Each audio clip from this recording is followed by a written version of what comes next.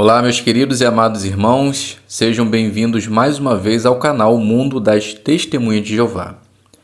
No vídeo de hoje nós estaremos considerando a reunião final de semana completa, discurso público e o estudo de A Sentinela. Então vamos para o nosso vídeo.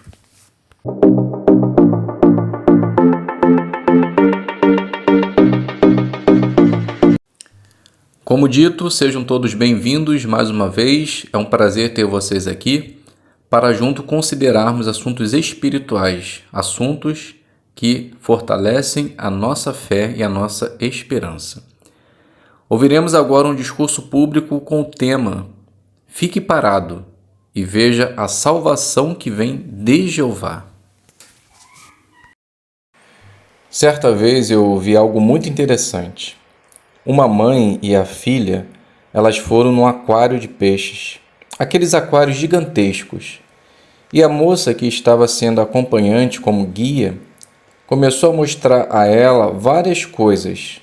O tamanho do tubarão, quantos dentes tem um tubarão e assim por diante. Em dado momento, essa guia levou a mãe e a filha até uma parede de vidro, onde tinha vários tipos de peixes, grandes e pequenos. Deixou elas ali e foi atender as outras pessoas. Então a mãe e a filha ficaram ali, apreciando aquelas variedades de peixes. De repente, vem um grande tubarão na direção da parede de vidro e dá aquela batida violenta.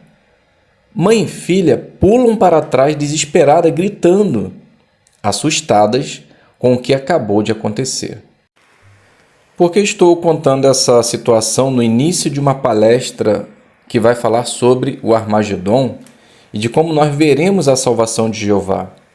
Bem, por mais que a mãe e filha tenham ficado completamente assustadas, elas nunca estiveram em perigo. Elas ficaram com medo, mas estavam salvas. Para os servos de Jeová será exatamente assim no Armagedon. Por mais que pareça ser assustador, nós estaremos seguros, pois Jeová será para nós essa parede protetora e nada nos fará dano. O Armagedon é uma boa notícia para os servos de Jeová. No entanto, muitas pessoas ainda ficam desesperadas só de ouvir a palavra Armagedon. Mas por que isso acontece? Podemos dizer que é a cultura popular. Todos os filmes que retratam o Armagedon mostram o fim das pessoas, um desastre natural, terremoto, culminando assim no fim do mundo. Pensando dessa forma, realmente é desesperador. Mas vamos deixar que a palavra de Deus nos mostre o que é o Armagedon e como podemos nos preparar para ele. Então vamos ver o que diz primeiramente o livro de Apocalipse, capítulo 16, versículo 14 e o 16. Acompanhe nas suas Bíblias, por favor. Apocalipse 16, 14 e o 16. Então passa a nos dizer assim: de fato, são expressões inspiradas por demônios e realizam sinais. Vão aos reis de toda a terra habitada, a fim de reuni-los para a guerra do grande dia de Deus, o Todo-Poderoso. Agora o 16. E elas os reuniram no lugar que em hebraico se chama Armagedon. Bem, então a palavra de Deus aqui mostra que o Armagedon é a guerra de Deus, o Todo-Poderoso, com os reis de toda a terra habitada. Simplesmente isso. Os irmãos conseguem ver alguma similaridade com o que a maioria das pessoas retratam o Armagedon? Com certeza, não. Na verdade, nós desejamos que esse dia chegue, pois sabemos que nesse momento terá chegado o nosso livramento. Mas, se você tem ainda algum receio do Armagedon, nesse discurso veremos o que a Bíblia fala sobre o Armagedon e de como podemos estar preparados. Para isso, precisamos responder a duas perguntas. Será que precisarei lutar na guerra de Jeová? E como posso me preparar agora para a guerra de Deus? Para começarmos a entender a resposta da primeira pergunta, vamos abrir nossas Bíblias em Mateus, capítulo 26, o versículo 52, e vamos ver o que diz. Então, o versículo 52 passa a nos dizer assim: Jesus lhes disse, então, devolva a espada ao seu lugar, pois todos os que tomarem a espada morrerão pela espada. Podemos dizer que se teve algum momento para iniciar alguma batalha, essa era a hora. Pedro, ele imaginou que defendendo a Jesus, ele estaria fazendo o que era certo. Mas perceberam o que Jesus falou para Pedro? Devolva a espada ao seu lugar.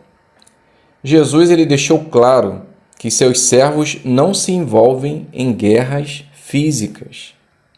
No entanto, numa guerra tem dois lados. Já sabemos que nós não iremos lutar. Então, quem fará isso por nós? Em Apocalipse capítulo 19, versículo do 11 ao 15, ali mostra que apenas Jesus e seus anjos celestiais lutarão contra os reis de toda a terra habitada. A Bíblia ainda fala que a guerra de Jeová contra as nações vai acontecer num lugar que se chama Vale de Jeosafá. Isso não significa que a guerra de Deus será num local literal, mas esse nome refere-se a uma batalha muito importante que aconteceu no passado. E estudar o que aconteceu nessa batalha vai nos ajudar a ver o que teremos que fazer no Armagedon. Então, vamos começar a ver o que aconteceu.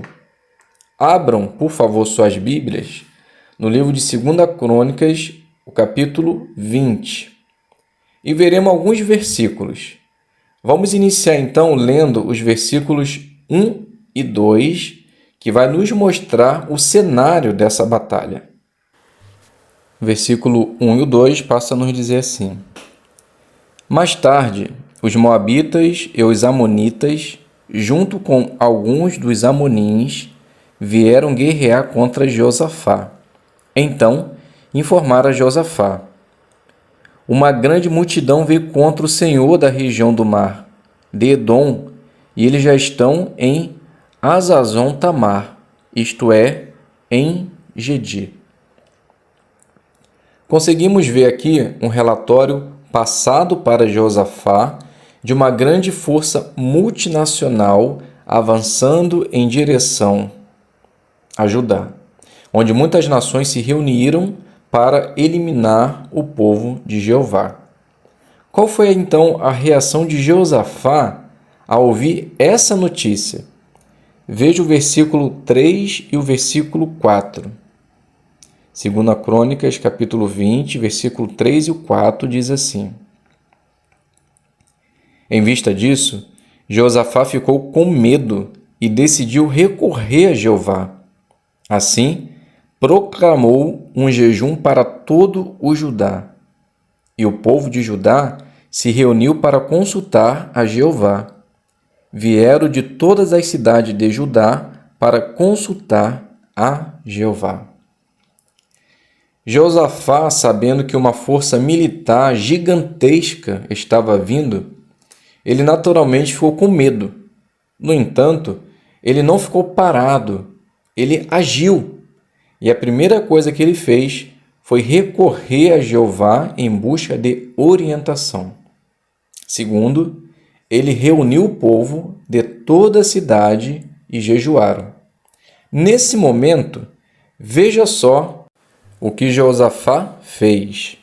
Versículo 5 e o versículo 6, que passa a dizer assim: Josafá ficou então de pé na congregação de Judá e Jerusalém, na casa de Jeová, diante do pátio novo, e disse: Ó Jeová, Deus dos nossos antepassados, não és tu Deus nos céus?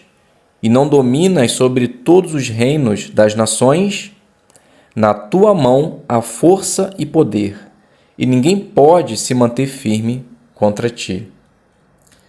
A partir daqui, ele inicia uma linda oração que se estende por vários versículos. Então, junto com toda a congregação, eles clamam a Jeová. Vejam essas palavras lindas no versículo 12 e o versículo 13, que diz assim: Ó nosso Deus, não executarás o julgamento neles? Pois não podemos fazer nada diante dessa grande multidão que vem contra nós. Não sabemos o que devemos fazer, mas os nossos olhos se fixam em ti.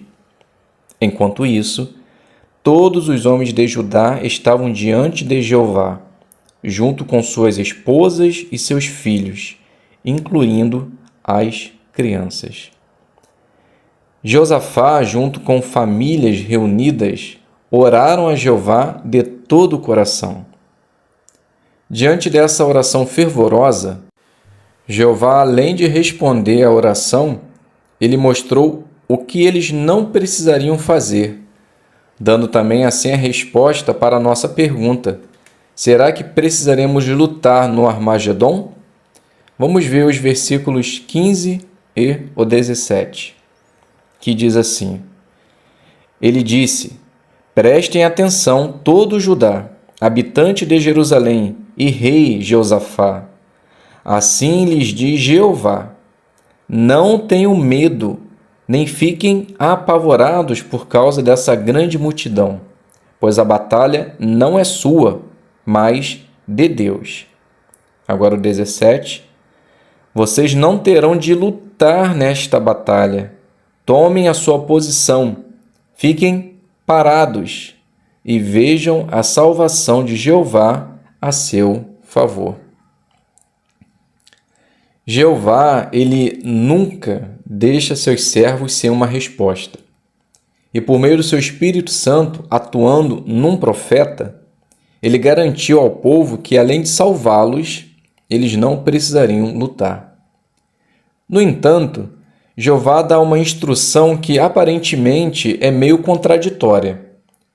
Se eles não iriam lutar, para que eles precisariam ir ao encontro dos inimigos? Na verdade, Jeová queria ver a obediência do seu povo em ação. Então, quando eles fossem, eles estariam mostrando obediência e coragem. Veja outra orientação de Jeová um tanto incomum, dada ao povo. Vamos ler os versículos 20 e o 21. 20 e 21 diz assim: Na manhã seguinte, levantaram-se cedo e partiram para o deserto de Tecoa. Quando estavam partindo, Josafá ficou de pé e disse: Ouçam-me, ó Judá e habitante de Jerusalém. Tenham fé em Jeová, seu Deus, para que possam permanecer firmes. Tenham fé nos seus profetas e vocês serão bem-sucedidos.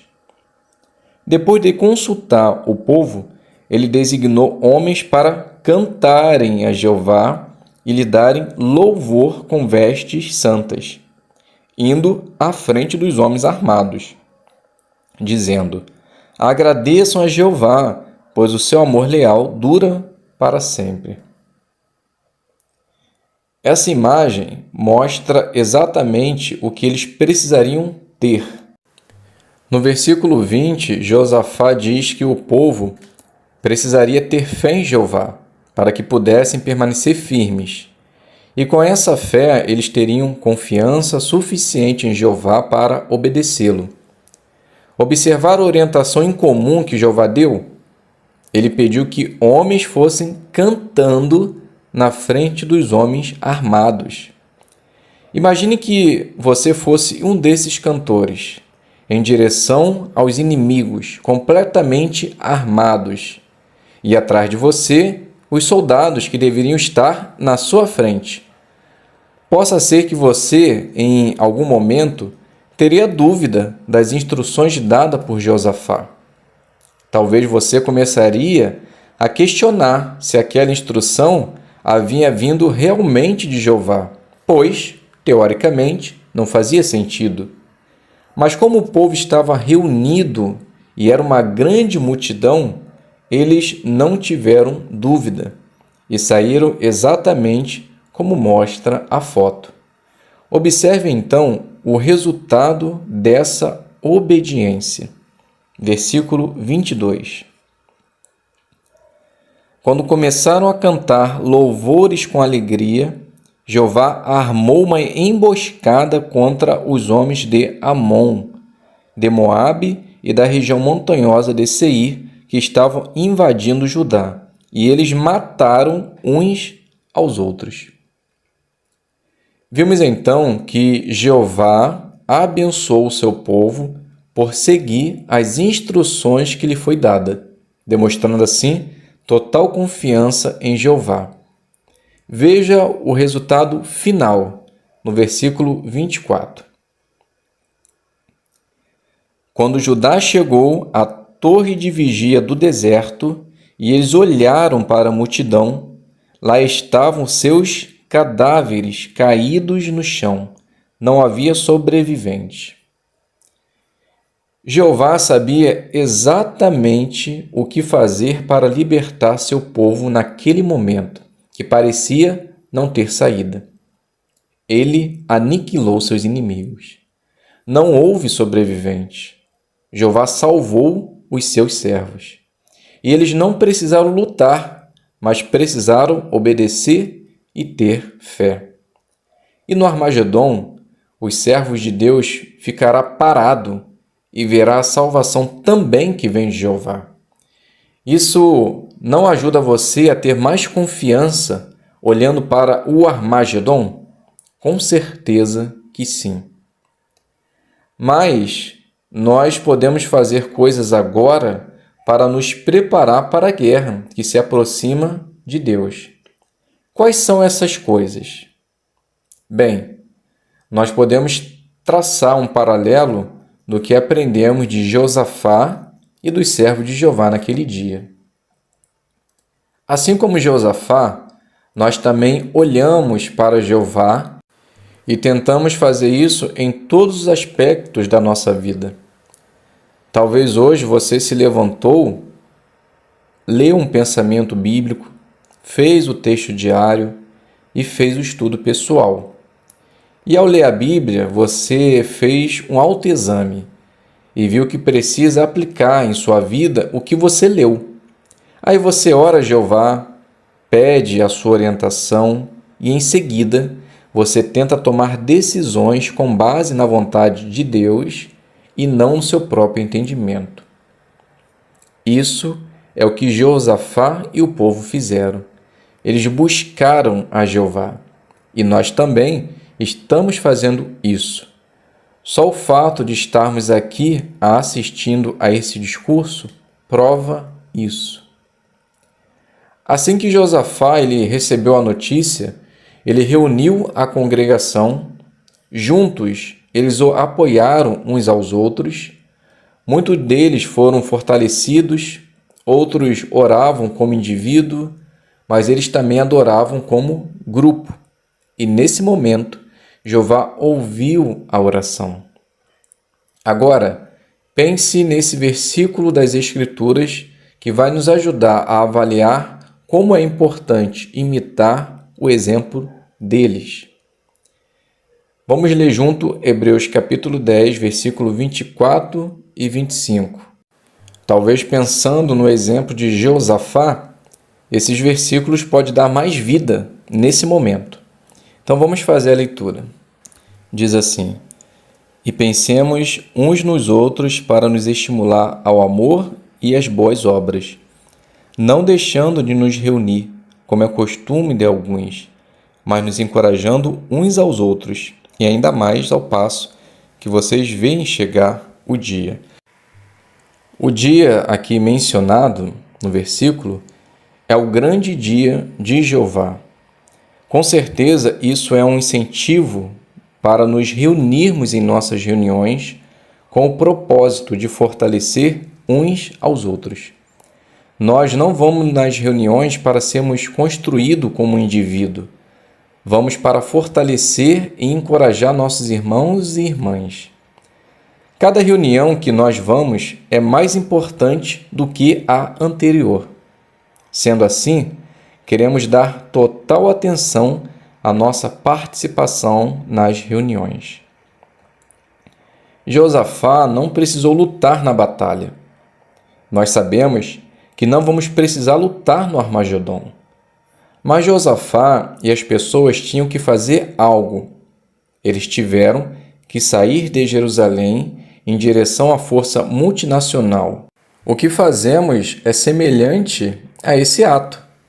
Veja só o que diz o livro de Mateus, capítulo 24, versículo 14.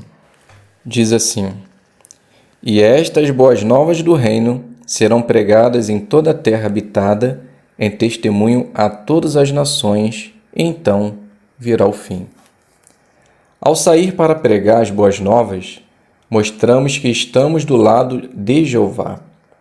Quando falamos sobre as boas novas do reino através de testemunho por telefone ou por meio de cartas, mostramos realmente que temos coragem. E com certeza requer coragem da nossa parte, pois não sabemos quem iremos encontrar. Precisamos nos empenhar nesse trabalho, pois não sabemos até quando teremos essa liberdade. Então, termos uma participação significativa demonstra confiança em Jeová. E a participação nesse trabalho nos ajuda a estarmos preparados e alertas, atentos, enquanto o fim desse sistema se aproxima. Mas ainda tem algo de interessante nesse texto de Mateus 24:14, que nos dá a garantia de como estamos perto do fim. Os irmãos vão se lembrar que esse versículo 14, Jesus disse que era um sinal dos últimos dias. Então, quando a obra estivesse sido feita em toda a terra habitada, viria o fim. Mas será que foi exatamente isso que aconteceu lá naquele tempo? Será que eles conseguiram pregar as boas novas em toda a terra habitada antes de chegar o fim? Vamos deixar que um deles nos dê a resposta. Observe o que Colossenses capítulo 1, o versículo 23, fala para nós. Diz assim: Claro, desde que vocês continuem na fé, estabelecidos no alicerce e firmes, sem serem afastados da esperança das boas novas que ouviram e que foram pregadas, agora notem, em toda a criação debaixo do céu. Dessas boas novas, eu, Paulo, me tornei ministro. Que interessante! Não acha, meus irmãos? O apóstolo Paulo mostra aqui que realmente eles conseguiram pregar as boas novas em toda a terra habitada. Mas Jesus disse que após isso viria o fim. Será que veio realmente? Com certeza que sim. Em 70 era comum Seste, o Galo, junto com sua força militar, destruiu tudo, assim como Jesus havia dito, que não ficaria pedra sobre pedra. É digno de nota que essa fala de Paulo em Colossenses foi no ano 60 era comum, e a destruição se deu em 70 era comum, 10 anos depois. Um intervalo de tempo realmente muito curto. E hoje, será que é diferente? Bem, de acordo com os dados da Organização das Testemunhas de Jeová, nós já levamos as boas novas a mais de 240 países. E de acordo com a ONU, existe no mundo 195 países, onde tem um regime político, mostrando assim que já ultrapassamos em muito a expansão do Evangelho. E olha que interessante, a Sentinela, de 1º de março de 2011, com o título de capa, Uma profecia de extrema importância, disse: esse versículo profético de Mateus 24:14 está se cumprindo hoje. Desde 2011, O Evangelho já foi pregado em toda a terra habitada. Já estamos no ano de 2022. Então, de 2011 para cá, já se passaram 11 anos. Reparem, não estou fazendo nenhuma profecia. Simplesmente estou mostrando o tão perto estamos do grande dia de Jeová. Outra coisa que podemos fazer para nos preparar para o Armagedon é ter confiança nos representantes de Jeová. Nos dias de Josafá, o povo precisou confiar nos profetas, e isso salvou suas vidas. Hoje não é diferente. Jeová usa homens imperfeitos, mas quando esses homens usam a palavra de Jeová como autoridade máxima, podemos também ter total confiança no que é dito. Mas como na prática podemos demonstrar essa confiança? Bem, Josafá e o povo receberam algumas instruções que aparentemente não faziam sentido. Mas visto que os homens que passavam as informações tinham o Espírito Santo ativo neles, o povo confiava totalmente. Pode ser que em dado momento nós também recebamos alguma orientação que não faz sentido, mas, se for baseado na palavra de Deus e por meio do Espírito Santo, podemos ter total confiança. É visível, meus irmãos, que o Armagedon está chegando. E à medida que ele se aproxima, o diabo fará com que a nação faça um ataque direto ao povo de Deus. Mas não temos razão para temer esse ataque ou a guerra do Armagedon. Observe essa foto. Eu gostaria que vocês olhassem para a foto enquanto eu releio 2 Crônicas, capítulo 20, o versículo 17. Diz assim: Vocês não terão de lutar nesta batalha. Tomem a sua posição, fiquem parados e vejam a salvação de Jeová a seu favor. Vocês conseguem ver aí na foto o povo de Jeová cercado, mas o exército de Jeová liderado por Jesus Cristo vindo para nos salvar e nos proteger? Talvez nesse momento ficaremos um pouco assustados, mas Jeová será a nossa parede de vidro, será o nosso escudo, a nossa proteção. Portanto, meus queridos irmãos e amigos, tenha firme confiança em Jeová e em Jesus. Fazendo isso, você ficará parado e verá a salvação que vem de Jeová. Sejam todos bem-vindos. Hoje nós estaremos considerando o estudo 22, Conselhos que tornam nossa vida melhor. O texto temático é o livro de Provérbios, capítulo 2, versículo 6, que diz: Pois é Jeová quem dá sabedoria, da sua boca procedem conhecimento e discernimento. Então, o que veremos nesse estudo? Salomão e Jesus tinham muita sabedoria e essa sabedoria vinha de Jeová. Vamos ver alguns conselhos de Salomão que nos ajudarão a ter um conceito equilibrado sobre dinheiro, sobre trabalho e sobre nós mesmos. Vamos ver também como foi bom para alguns irmãos aplicarem esses conselhos na vida. Então, o tema da nossa consideração: conselhos que tornam nossa vida melhor. Então, faremos a pergunta dos parágrafos e vamos obter as respostas dos mesmos. Então, a pergunta 1 quer saber: por que todos nós precisamos da sabedoria que vem de Deus? Provérbios capítulo 4, versículo 7 diz: Sabedoria é a coisa mais importante, então adquira sabedoria. E, além de tudo que você adquirir, adquira entendimento.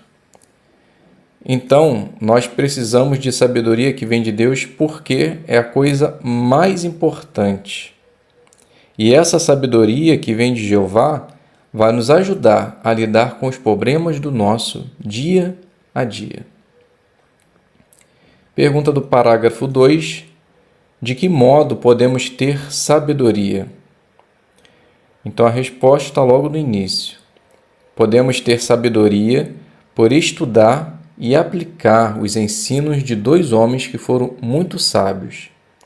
Primeiro vamos ver o exemplo de Salomão e depois vamos ver o exemplo de Jesus, o homem mais sábio que já viveu na Terra. Pergunta do parágrafo 3. O que vamos ver neste estudo? Então a resposta: vamos ver alguns conselhos que nos ajudarão a ter um ponto de vista equilibrado com relação ao dinheiro, ao trabalho e a nós mesmos. O primeiro subtítulo diz assim: um ponto de vista equilibrado sobre o dinheiro. A pergunta do parágrafo 4: como a vida de Salomão era diferente da vida de Jesus? Então a resposta: Salomão era extremamente rico e tinha tudo o que ele queria e um pouco mais. Por outro lado, Jesus levava uma vida simples e não tinha nem mesmo uma casa. Parágrafo 5 pergunta: que conceito equilibrado sobre o dinheiro Salomão tinha? Primeiro, que Salomão sabia que o dinheiro não era a coisa mais importante. Ele escreveu: mais vale um bom nome ou uma reputação do que muitas riquezas. Salomão também observou que as pessoas com dinheiro quase nunca ficam felizes com o que têm. E Salomão também disse que não devemos confiar demais no dinheiro, porque ele pode desaparecer de uma hora para outra.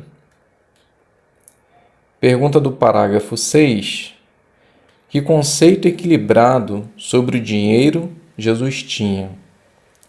Note primeiramente o que diz Mateus capítulo 6, versículo 31 ao 33. Diz assim: portanto, nunca fiquem ansiosos dizendo: o que vamos comer? Ou o que vamos beber? Ou o que vamos vestir?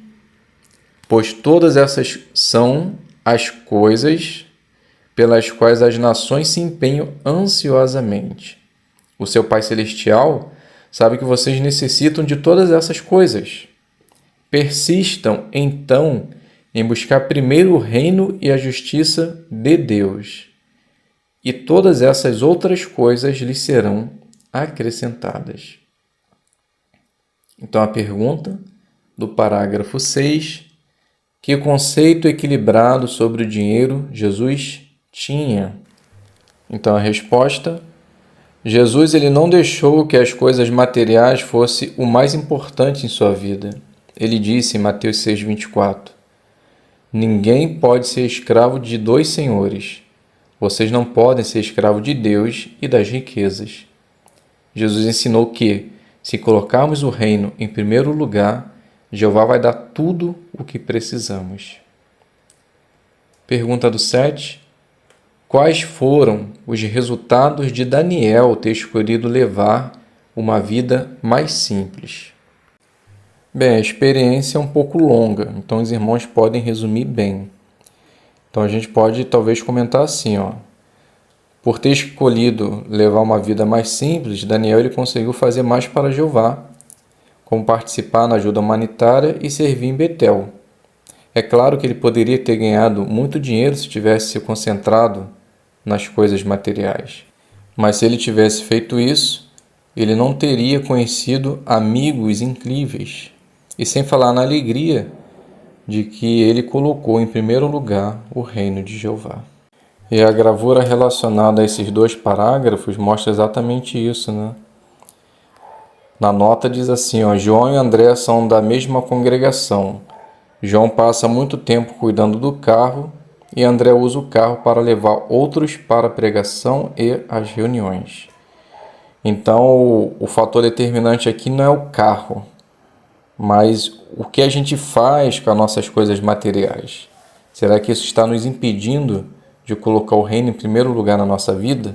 Note que os dois têm carrão, mas um usa para a obra do reino. Esse é o certo. Vamos dar continuidade, vamos passar agora para o segundo subtítulo do parágrafo 8, um ponto de vista equilibrado sobre o trabalho. Então a pergunta diz assim no parágrafo 8: como sabemos que Salomão tinha um ponto de vista equilibrado sobre o trabalho? Note o que diz Eclesiastes capítulo 5, versículo 18 e o 19. Isto é o que eu vi ser bom e apropriado, que a pessoa coma, beba e desfrute dos resultados de todo o trabalho árduo, em que tanto se esforça debaixo do sol, durante os poucos dias de vida que o verdadeiro Deus lhe deu, pois essa é a sua recompensa. Também, quando o verdadeiro Deus dá a um homem riquezas e bens materiais junto com a capacidade de desfrutá-los, este deve aceitar sua recompensa e se alegrar com seu trabalho árduo. Essa é a dádiva de Deus. Então a pergunta, repetindo: como sabemos que Salomão tinha um ponto de vista equilibrado sobre o trabalho? Salomão, ele construiu casas, plantou vinhedos, planejou jardim, fez reservatório de água e até construiu cidades. Mas ele sabia que não era isso que deixava feliz. Ele disse em Eclesiastes 12:13: depois de ouvir tudo, a conclusão é esta: tema o verdadeiro Deus e obedeça aos seus mandamentos. Então, com toda a experiência de vida que Salomão tinha, ele percebeu que a coisa mais importante era servir a Jeová. Pergunta do parágrafo 9: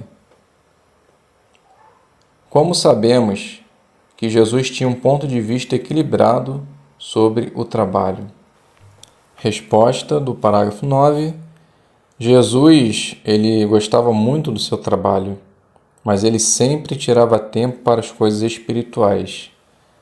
Depois que começou seu ministério, ele disse para seus ouvintes: trabalhem não pelo alimento que perece, mas pelo alimento que permanece para a vida eterna. E lá no Sermão do Monte, Jesus disse: acumulem para vocês tesouros no céu. Pergunta do parágrafo 10: se não tomarmos cuidado, o que pode acabar acontecendo em nosso trabalho? Então a resposta: então, pelo fato de sermos funcionários honestos, trabalhadores, pode ser que nossos chefes peçam para que nós venhamos a trabalhar mais. Então podemos acabar sem tempo para a nossa família e para o serviço de Jeová. Por isso, é muito importante manter o equilíbrio. Pergunta do 11: o que William aprendeu sobre ter um ponto de vista equilibrado sobre o trabalho? Bem, então William, ele diz que ele trabalha para um irmão que é um exemplo de equilíbrio, pois esse irmão trabalha duro, tem uma boa qualidade no seu trabalho e um bom relacionamento com seus clientes. Mas no final do dia ele deixa o seu trabalho de lado e se concentra na família e em coisas espirituais. Então o fato aqui é que o irmão ele deixa todo o trabalho no trabalho e quando vai para casa ele se concentra na família e em coisas espirituais. E por fazer isso ele é equilibrado. Ele não leva o trabalho para casa. Coloca cada coisa no seu lugar. E a gravura mostra exatamente isso. Aí diz, como podemos manter o equilíbrio entre o nosso trabalho e as coisas espirituais. E lá nas informações adicionais diz assim, João trabalha até tarde porque não quer desapontar seu patrão. E toda vez que pedem para fazer hora extra, ele aceita. Naquela mesma noite, André, que é servo ministerial, acompanha uma visita de pastoreio com o ancião. André já havia explicado para seu patrão que ele usa certas noites da semana para servir a Jeová e não poderia trabalhar nesses horários. Dando prosseguimento ao nosso estudo, vamos passar para a pergunta número 12, debaixo do subtítulo um ponto de vista equilibrado sobre nós mesmos. Então a pergunta do 12: como Salomão mostrou que tinha um ponto de vista equilibrado sobre si mesmo Mas o que aconteceu com o passar dos anos? Então, quando ele era jovem, ele reconheceu que tinha limitações e pediu a ajuda de Jeová. E lá em Provérbios 16:18 ele diz, né? O orgulho vem antes da derrocada ou da queda, e o espírito arrogante antes do tropeço. Mas, quando ele ficou mais velho, ele começou a ficar orgulhoso e a desobedecer aos mandamentos de Deus. E isso, com certeza, trouxe consequências trágicas para ele. Pergunta do parágrafo 13. O que podemos aprender do exemplo de humildade de Jesus? Jesus ele sempre teve um ponto de vista equilibrado sobre si mesmo. Antes de vir do céu para a terra, ele teve o privilégio de fazer coisas maravilhosas ao lado de Jeová. Mas lá em Mateus 20:28 ele diz: não para ser servido, mas para servir e dar a sua vida como resgate em troca de muitos. Então ele mostrou sua humildade ao reconhecer que não poderia fazer nada de sua própria iniciativa e que veio para servir e não para ser servido. Pergunta do parágrafo 14. Que palavras de Jesus podem nos ajudar a ter um ponto de vista equilibrado sobre nós mesmos? Então a resposta é o que diz Mateus 10:30. Até mesmo os cabelos da cabeça de vocês estão todos contados. Então isso mostra o quanto nosso Pai Jeová se interessa por cada um de nós e que temos muito valor para Ele. Pergunta do parágrafo 15, parte A. Que conceito equilibrado sobre nós mesmos uma sentinela disse que devemos ter? Bem, a resposta, parte A, é um pouco grande, né? Então diz assim, ó. Naturalmente, não queremos pensar mais de nós mesmos a ponto de ficarmos orgulhosos, nem queremos ir a outro extremo e pensar que não valemos nada. Em vez disso, precisamos nos concentrar em ter um conceito correto de nós mesmos, um ponto de vista que leve em consideração tanto nossas virtudes quanto nossas limitações. E uma cristã expressou-se da seguinte forma: eu não sou uma pessoa má, tampouco alguém especial. Tenho características boas e ruins, assim como todas as pessoas. Pergunta parte B. Como mostram as imagens relacionadas com este parágrafo, se nos concentrarmos demais em nós mesmos, que bênçãos podemos acabar perdendo? Então aí a gente vê os dois extremos, né? Vemos um jovem do lado, o nome dele é João, né? Que pensa demais nele mesmo. E do outro lado a gente vê André, que sempre coloca Jeová em primeiro lugar. E quando ele faz isso, ele tem a oportunidade de fazer muitos amigos e apoiar alguns projetos da organização, que nesse caso aqui é a limpeza, a reforma de salões do reino e salões de assembleia.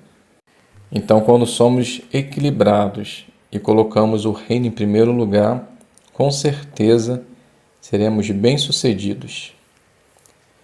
Pergunta do parágrafo 16. Por que Jeová nos dá conselhos? Então a resposta, ele faz isso porque nos ama e quer que sejamos felizes. Então vamos passar para a pergunta de recapitulação. O que podemos aprender com os conselhos de Salomão e de Jesus sobre dinheiro? Bem, Salomão, ele tinha tudo, mas ele percebeu que era um esforço para alcançar o vento e de uma hora para outra o dinheiro ele pode desaparecer. Então Salomão, ele era equilibrado. E Jesus também. Ele poderia ter ganhado muito dinheiro com seu trabalho, mas ele deixou seu trabalho de lado para fazer a vontade de Jeová. E ele se colocava como escravo em prol do reino. Então, se nós também hoje formos equilibrados e entender que as coisas materiais vai passar, mas aqui as espirituais não, nós também conseguiremos dar prioridade ao reino de Deus. Segunda pergunta: o que podemos aprender com os conselhos de Salomão e de Jesus sobre trabalho? Salomão ele teve a oportunidade de construir muitas coisas, mas ele deu prioridade ao templo da adoração de Jeová. E Jesus também, quando jovem, ele trabalhou muito como carpinteiro. E com certeza ele deveria ter muitos contatos, de pessoas que gostariam que ele fizesse o seu trabalho. Mas ele sempre tinha tempo e prioridade em coisas espirituais. Tanto que ele disse em João 6,27, trabalhe não pelo alimento que perece, mas pelo alimento que permanece para a vida eterna.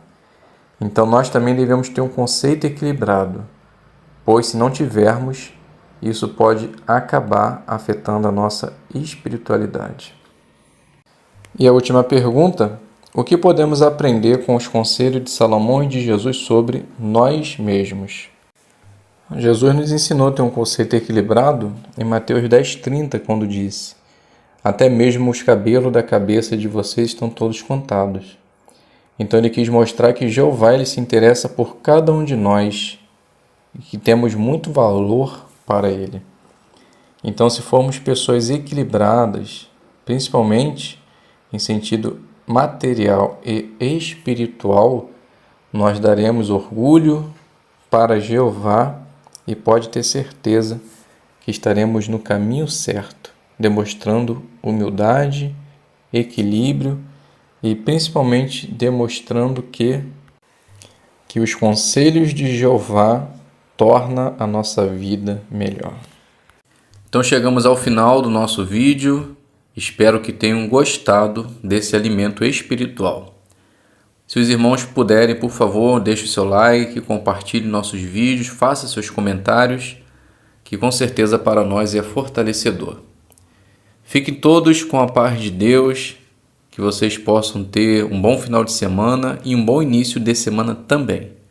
E até um próximo vídeo, se Deus quiser.